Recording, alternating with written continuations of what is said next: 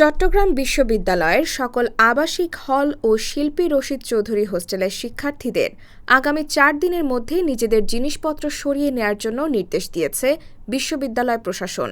বুধবার চবের ভারপ্রাপ্ত registrar M নূর আহমদ স্বাক্ষরিত এক বিজ্ঞপ্তিতে এই নির্দেশ দেওয়া হয়।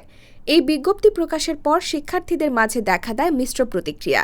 এ নিয়ে অনেকে ফেসবুকে পক্ষে বিপক্ষে লিখছেন।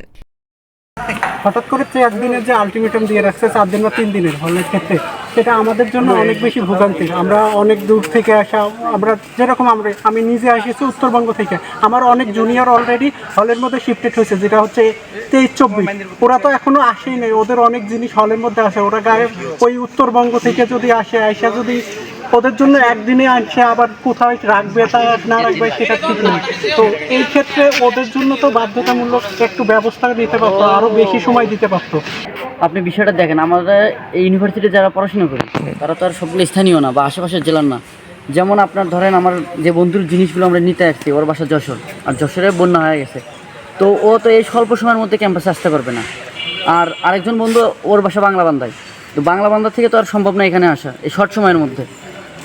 এই একটা আমাদের প্রতিক্রিয়ার জায়গা। আর দ্বিতীয়ত আরেকটা বড় ভোগান্তি হচ্ছে আমাদের যে যার হল, যে ফ্যাকাল্টির সে হল তো আছে আমাদের সেখানে অ্যাটাচমেন্ট দিত বা অ্যালটমেন্ট দিত। আমরা ওখানে যেতাম, গিয়ে আমাদের এখানকার যে আসবাবপত্রগুলো ছিল আমরা ওখানে শিফট করতাম, তাহলে আমাদের এই ভোগান্তিটা কমতো। কিন্তু এখন আমাদের হল থেকে বের করে দিচ্ছে, যার ফলে আমরা থাকার জায়গা পাচ্ছি না।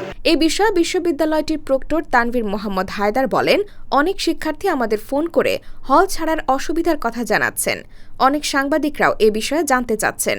আপনারা ইতিমধ্যেই জানেন, চট্টগ্রাম বিশ্ববিদ্যালয়ে সবগুলো হলের প্রভোস্ট এবং হাউস টিউটরগণ যোগদান করেছেন। স্যাররা দিন-রাত কঠিন পরিশ্রম করছেন।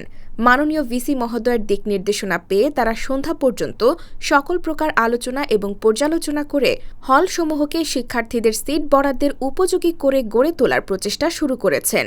প্রিয় শিক্ষার্থীদের প্রতি অনুরোধ থাকবে, তারা যেন সর্বোচ্চ সহযোগিতার হাত বাড়িয়ে প্রিয় বিশ্ববিদ্যালয়কে সচল করার কাজে এগিয়ে আসে।